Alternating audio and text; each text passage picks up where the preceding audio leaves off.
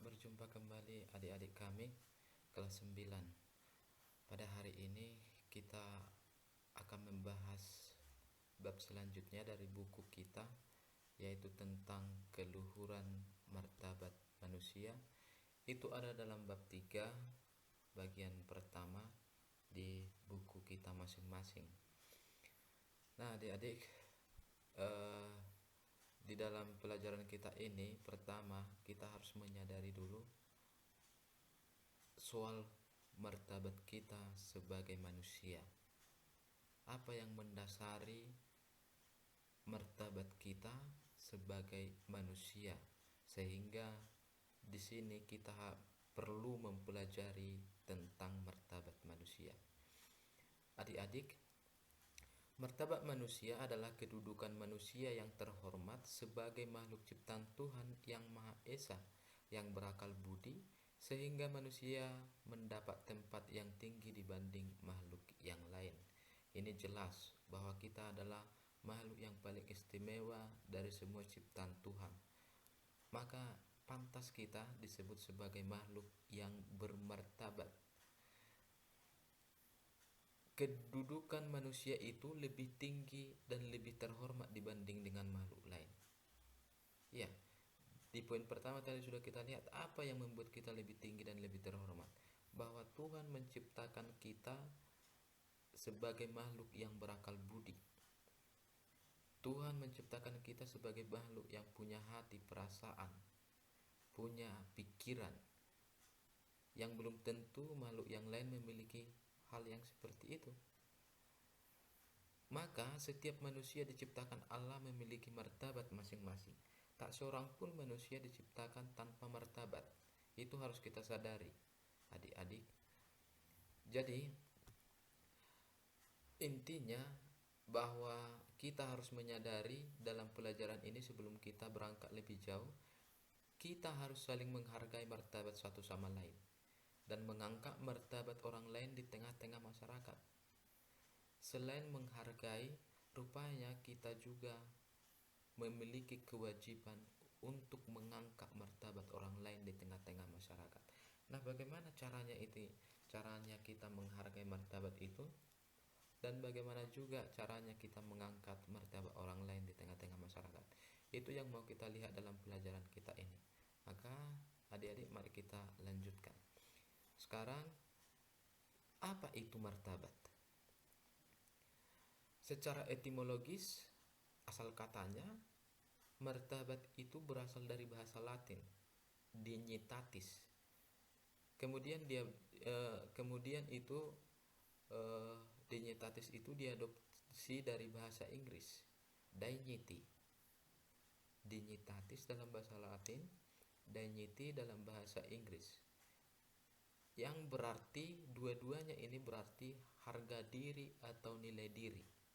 Maka martabat itu bisa kita mengerti sebagai harga diri, nilai diri kita sebagai manusia. Setiap manusia memiliki harga diri dan nilai diri, dan itu yang harus kita hargai. George Kateb, seorang tokoh, mengatakan bahwa nilai-nilai dignitatis ini tadi, atau martabat ini tadi, berarti nilai-nilai eksistensial yang mengacu pada identitas personal manusia. Ada nilai-nilai eksistensial di dalam diri kita masing-masing, yaitulah identitas kita sebagai manusia. Maka martabat itu tak lepas dari diri kita sebagai personal. Di dalam diri kita melekat itu martabat dan tak terpisahkan. Itu sudah menjadi nilai eksistensial yang tak bisa dipisahkan, sudah melekat dengan diri kita. Maka setiap manusia itu otomatis memiliki martabat. Manusia adalah makhluk yang memartabat, itu jelas. Martabat manusia itu luhur. Kenapa luhur? Ya sudah kita lihat tadi bahwa kita itu istimewa dari ciptaan yang lain. Derajat manusia lebih tinggi dari makhluk lainnya karena ia segambar dan serupa dengan Allah. Kita sudah lihat itu dalam pelajaran-pelajaran sebelumnya, Kejadian 1 ayat 26 yang mengatakan, baiklah kita menciptakan manusia menurut gambar dan rupa kita. Itu kata Allah. diciptakannya manusia itu. Manusia itu diciptakan segambar dan serupa dengan Allah, betapa luhurnya manusia itu. Itulah alasan mengapa derajat manusia itu lebih tinggi dari makhluk yang lain. Kemudian manusia diberikan akal budi dan kehendak bebas, kemampuan untuk berkuasa, menata dan melestarikan ciptaan-ciptaan yang lain. Kalau kita perhatikan di sini bahwa berkuasa itu tanda petik. Berkuasa bukan bersifat otoriter, tapi justru diberikan wewenang kepada manusia untuk mempergunakan ciptaan itu, tapi terlebih-lebih untuk menata dan melestarikannya. Pada burung-burung di udara, ikan-ikan di laut, semua tumbuhan yang ada di dunia ini diserahkan Tuhan kepada kita. Kita sudah diberi kemampuan untuk itu, untuk menguasai itu semua, untuk mempergunakannya sesuai dengan keperluan kita. Maka berikutnya, martabat manusia itu khas sehingga tidak dapat hilang atau dicabut darinya dengan cara apapun. Itu tadi pendapat George Kateb itu, bahwa sudah menjadi melekat ke diri kita. Itu sudah berada secara eksistensial di dalam diri masing-masing orang. Jadi martabat itu tidak bisa hilang dan tidak bisa dicabut dari diri seseorang dengan cara apapun. Itu dengan cara apapun, martabat itu sudah melekat pada diri kita masing-masing. Maka tindakan merusak, melukai, menghilangkan, atau hanya sekedar mencoba mengabaikan nilai diri seseorang, berarti sama saja itu merendahkan martabat orang itu. Atau kita berlaku kepada diri kita, ketika kita melukai, ketika kita tidak peduli dengan diri kita, ketika kita berusaha merusak diri kita dengan cara apapun itu, berarti kita merendahkan martabat kita sendiri. Itu harus kita sadari. Itu. Maka supaya martabat manusia itu bernilai, segala hak-haknya harus diberikan, khususnya hak asasi manusia. Ini HAM. Semua kita juga berhak atas hak asasi kita. Hak untuk hidup, hak untuk dipelihara. Dan sama juga dengan orang lain. Ketika kita menghargai hak asasinya, berarti kita sudah menghargai martabatnya. Kita sudah membuat martabatnya bernilai. Itu sama saja timbal baliknya. Orang memperlakukan kita tanpa mengabaikan hak asasi kita. Ketika orang mengabaikan hak asasi kita, berarti dia merendahkan martabat kita. Sama saja. Ketika kita tidak menghargai hak asasi sesama kita, berarti kita merendahkan martabatnya. Itu. Supaya lebih memahami soal martabat ini, saya mengajak kita untuk sejenak menyimak kisah seorang tokoh pejuang martabat di Indonesia. Bagaimana dia melakukan atau mempraktekkan penghargaan atas martabat sesamanya. Dia adalah seorang Katolik. Dia itu seorang politisi. Dia itu seorang aktivis, bisa dikatakan. Dia itu seorang negarawan Indonesia, dan dia kebetulan seorang Katolik, namanya Ignatius Joseph Kasimo Hendro Wahyono. Sekali lagi, memang agak panjang nama ini. Ignatius Joseph Kasimo Hendro Wahyono. Nanti kita lihat bagaimana kisahnya. Maka di sini akan saya hadirkan video yang menceritakan tentang kisah Ignatius Joseph Kasimo Hendro Wahyono. Mari kita saksikan bersama. Ignatius Joseph Kasimo, salah seorang tokoh pelopor kemerdekaan Republik Indonesia, dilahirkan di Yogyakarta pada tanggal 10 April tahun 1900.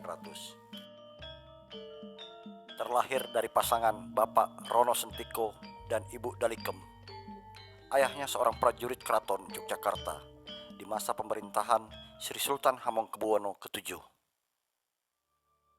Selanjutnya, formasi dasar Kasimo diperoleh saat ia mengecam pendidikan di Asrama Seperius Muntilan. Di sana dia tertarik untuk belajar agama di bawah didikan Romo Van Lith. Selanjutnya pada usia ke-13 tahun, tepatnya pada Paskah, bulan April tahun 1913, Kasimo dibaptis menjadi Katolik.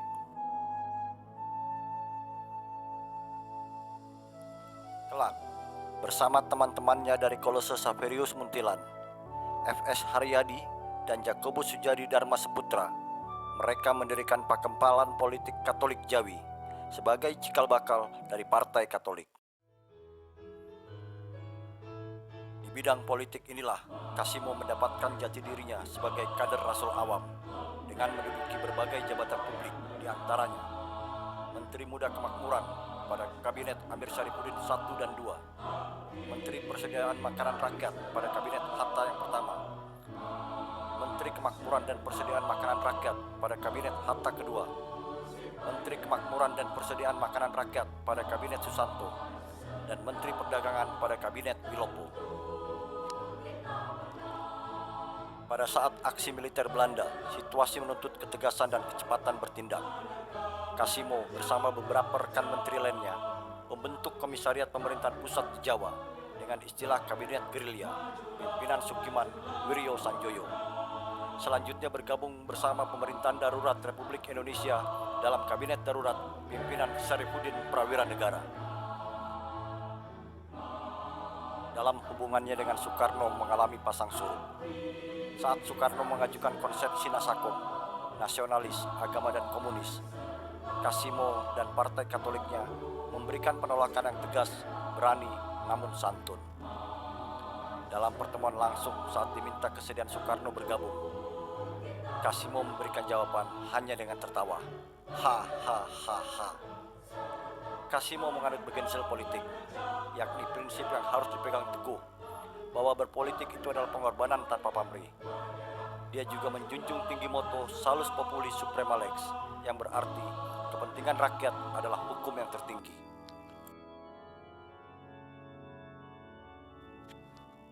Sebagai seorang kader unggulan warga negara dan warga Katolik, dia diangkat menjadi pahlawan nasional. Dia dianugerahi Ksatria Komandator golongan sipil dari Ordo Gregorius Agung dan bintang Ordo Gregorius dari Paus Yohanes Paulus II. Patungnya berdiri anggun di halaman SMA Pengudi Luhur Van Lith Muntilan. Gedungnya berdiri kokoh di halaman Universitas Katolik Atmajaya Jakarta. Gagasan IJ Kasimo yang kita kenal sebagai Kasimo Plan tetap relevan sampai saat ini.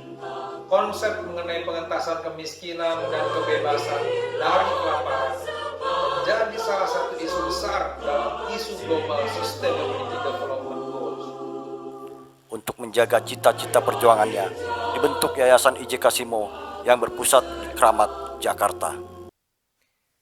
Baik adik-adik, setelah kita menyimak video tadi, menonton video itu, maka kepada kita disuguhkan beberapa pertanyaan berikut. Pertanyaan ini akan kamu jawab di buku tulismu. Nanti akan kita periksa itu ketika tatap muka.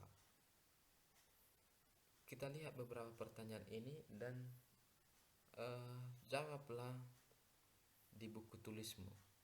Mengapa kita perlu memperjuangkan martabat manusia? Ya, mengapa? Apa alasannya mengapa kita perlu memperjuangkan martabat manusia itu? Seperti yang dilakukan Ignatius tadi, Ignatius Joseph Kasimo Hendro Wahyono itu. Lalu pertanyaan kedua, apa tindakan yang dilakukan Ignatius Joseph Kasimo Hendro Wahyono dalam memperjuangkan martabat manusia? Itu tadi sudah diceritakan dalam video. Apa-apa saja tindakan yang dilakukannya dalam memperjuangkan martabat manusia itu. Lalu bagaimana tanggapanmu atas tindakan yang dilakukan oleh Ignatius Joseph Kasimo Hendro Wahyono itu? Berikan beberapa tanggapanmu. Ya, saya harap ini dikerjakan dengan serius, sehingga ada sesuatu pesan yang bisa kau petik untuk dirimu dari praktek yang sudah dilakukan oleh tokoh ini. Sekarang kita berangkat ke kitab suci. Dalam kitab suci juga ada penegakan martabat manusia. Ini dilakukan oleh Zakheus dalam Lukas 19 ayat 1 sampai 10. Yesus itu datang kepada Zakheus, lalu Zakheus akhirnya bertobat, dan dari pertobatan Zakheus itu ada buah yang cukup menggembirakan. Buah apa itu? Ya, tentu ada hubungannya dengan martabat. Maka adik-adik, mari kita simak video ini yang berisi cerita Zakheus dalam Lukas 19 ayat 1 sampai 10. Selamat menyaksikan. Yesus hidup di dunia ini, dia mulai berjalan dari kota ke kota, dari desa ke desa, untuk menceritakan tentang kerajaan surga kepada orang banyak. Bukan cuma itu, dia juga menyembuhkan berbagai macam penyakit. Bahkan pada waktu itu, setelah dia menyembuhkan seorang buta dekat kota Yerikho, Tuhan Yesus masuk ke kota Yerikho dan melewati kota itu. Banyak sekali orang berdatangan untuk melihat Tuhan Yesus. Tentu karena mereka sudah mendengar cerita-cerita tentang Tuhan Yesus yang selalu menolong dan menyembuhkan orang-orang sakit. Seperti biasanya, Tuhan Yesus selalu mengajar orang-orang banyak yang mengikuti dia. Nah, hal itu terdengar juga oleh Zakheus, kepala pemungut cukai yang sangat kaya raya itu. Banyak orang yang menyukai Zakheus, tetapi lebih banyak juga yang membenci dia, sebab mereka menganggap Zakheus adalah orang berdosa karena merugikan orang lain dengan mengambil pajak lebih dari yang sudah ditentukan.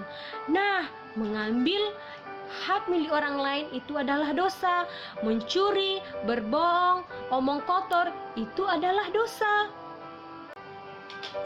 Dan orang berdosa akan dihukum oleh Allah, terpisah dari Allah selama-lamanya.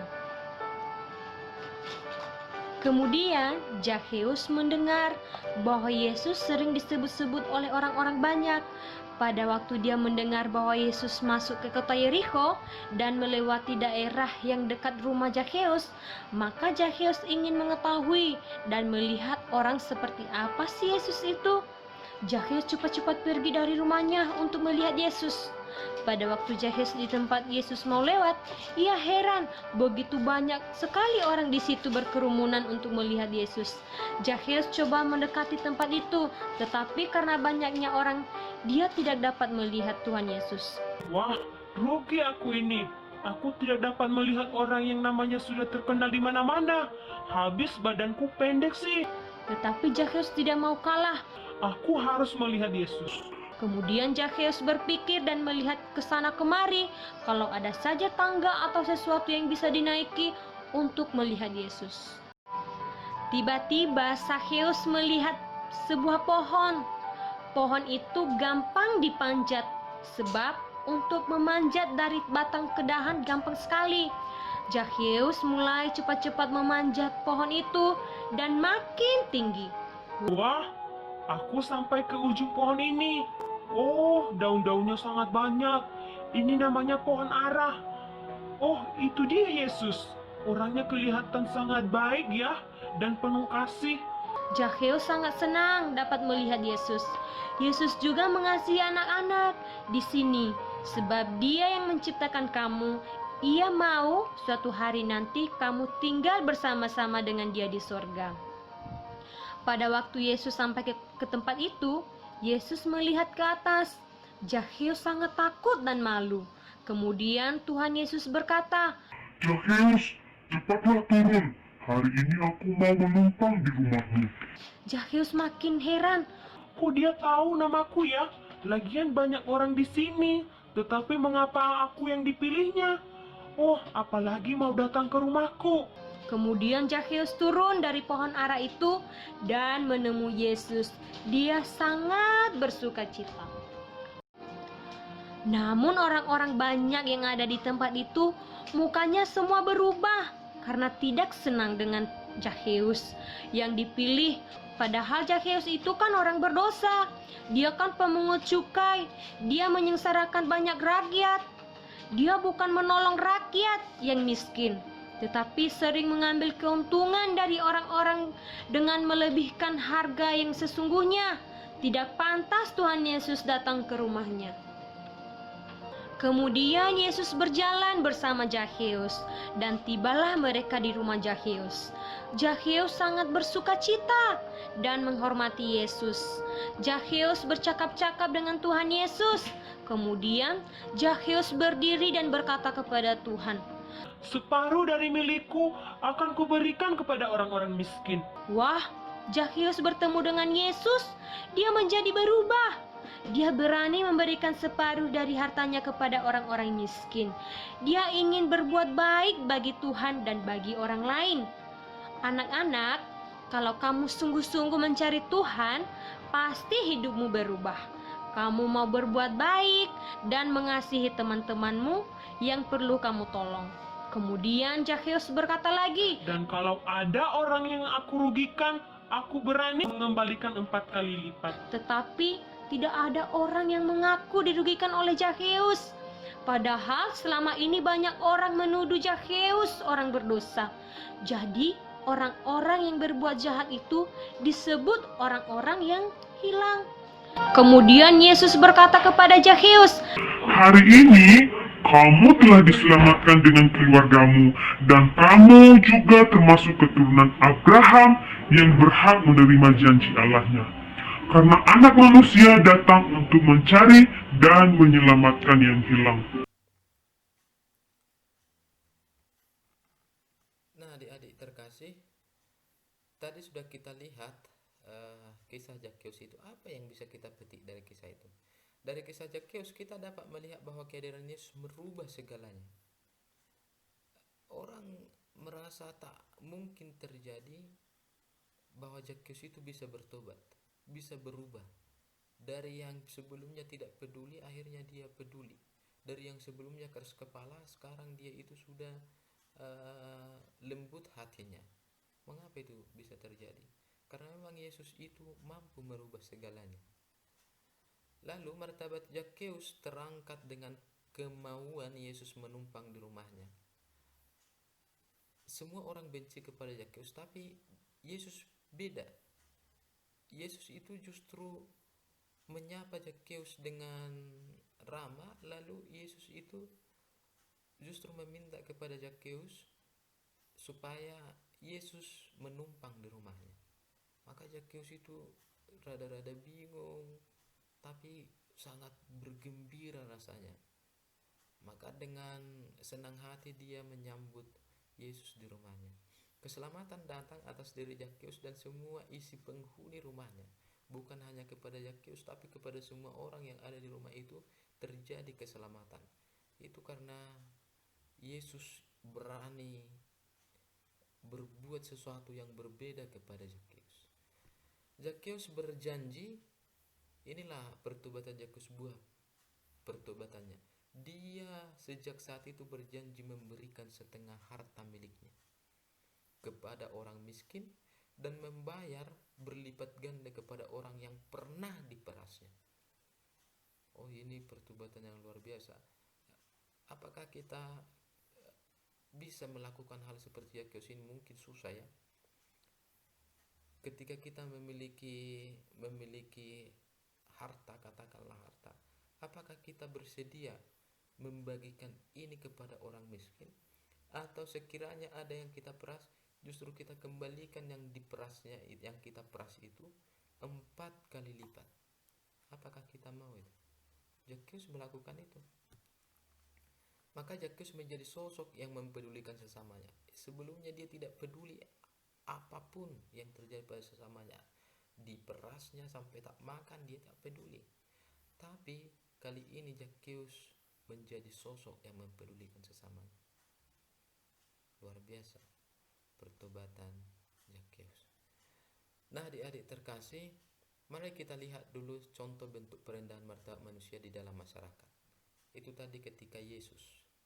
Tapi sekarang dalam praktek kehidupan kita sehari-hari, apa contoh atau bentuk perendahan martabat manusia di dalam masyarakat? Yang pertama itu penghilangan nyawa manusia.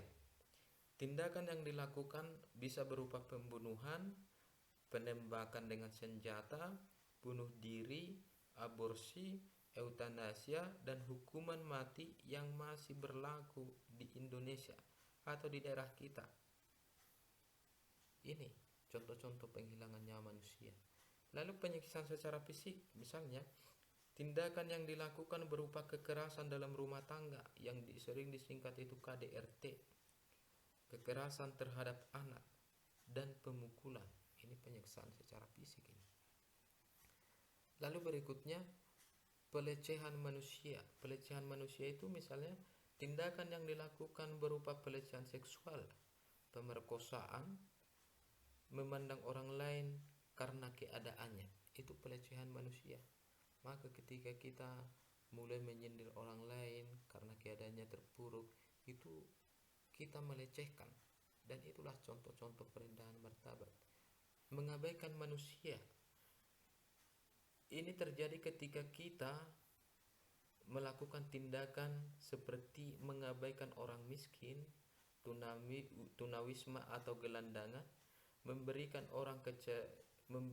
orang kecelakaan tanpa pertolongan, menggaji para buruh dan karyawan, serta pembantu rumah tangga dengan upah yang tidak layak. Itu contoh-contoh perendahan martabat, yaitu mengabaikan manusia. Nah, apa kira-kira penyebab perendahan martabat manusia itu? Misalnya, sebabnya itu yang pertama itu merosotnya nilai-nilai moral dalam masyarakat. Ya, secara umum masyarakat tidak bisa lagi membedakan mana yang baik dan buruk. Kejahatan tidak lagi menjadi suatu masalah apabila dilakukan masyarakat. Misalnya tindakan korupsi. Itu bahwa sudah mulai merosot nilai-nilai moral, tak bisa lagi dibedakan mana yang baik mana yang buruk. Lalu hancurnya nilai-nilai iman di dalam masyarakat. Hal ini tampak dari rasa tidak takutnya lagi manusia melakukan dosa dan kejahatan. Misalnya anak-anak tidak lagi takut menggunakan uang sekolahnya untuk membeli suatu barang, bahkan membeli rokok, membeli sesuatu yang tak berguna. Itu bahwa sudah nampak hancurnya nilai-nilai iman. Lalu yang ketiga, adanya nafsu berkuasa dan serakah di dalam masyarakat. Manusia zaman sekarang sangat haus kuasa dan harta. Segala tindakan dilakukan untuk dapat memperoleh suatu jabatan. Ada kalanya janji-janji palsu pun diumbar ke tengah-tengah masyarakat demi kepentingan pribadi. Mungkin bisa kamu lihat dalam kampanye-kampanye untuk pemilihan jabatan tertentu. Ya, orang tak sungkan-sungkan lagi mengumbar janji-janji yang setelah dia itu duduk di posisi tertentu, dia lupa akan janji-janjinya. Itu hanya karena nafsu berkuasa, sehingga dia merendahkan martabat orang, tidak peduli dengan orang lain. Matinya hati nurani dalam masyarakat. Itu tampak dari kurangnya kepekaan sosial dan kemanusiaan. Tidak ada lagi rasa prihatin dengan situasi yang terjadi di masyarakat. Misalnya, tidak mau memberikan makanan kepada pengemis yang mengais-ngais makanan di tong sampah. Itu sudah mati hati nuraninya. Tidak ada lagi rasa kasihan kepada orang yang menderita. Itulah sebab perendahan martabat manusia. Nah, adik-adik terkasih, kesimpulannya apa yang bisa kita petik dari pelajaran kita ini? Sebagai orang beriman, kita harus menghargai martabat manusia. Ya, Yesus sendiri sudah mengajarkan itu, dan ada tokoh-tokoh yang hidup masa kini seperti Ignatius yang bisa kita contoh. Yang kedua, dalam menghargai martabat manusia, kita tidak boleh membeda-bedakan satu sama lain. Itu jelas.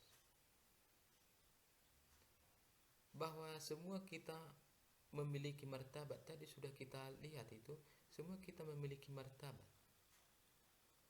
Setiap manusia itu ada martabatnya masing-masing. Mari kita menghargai martabat itu. Jangan membeda-bedakan satu sama lain. Semua berharga di mata Tuhan. Entah itu miskin, entah itu bodoh, entah itu lemah, atau ada kekurangan dalam hal fisik maupun mental, orang pintar ataupun orang kaya, semua kita itu bermartabat di hadapan Tuhan. Jangan mulai membeda-bedakan. Lalu kita hendaknya memperlakukan semua orang secara sama dalam cinta kasih. entah siapapun itu, mari kita perlakukan itu sama dalam kasih. Itu. Maka dengan demikian semua orang menjadi bernilai di hadapan sesamanya. Itu kira-kira yang menjadi kesimpulan dari menghargai martabat ini. Maka mari kita hargai sesama kita sebagai orang yang bermartabat, yang diciptakan Tuhan segambar dan serupa dengannya. Kita pun makhluk yang sama dengan sesama kita, maka kita saling menghargai. Kita semua bermartabat di matanya. Sekian dan terima kasih.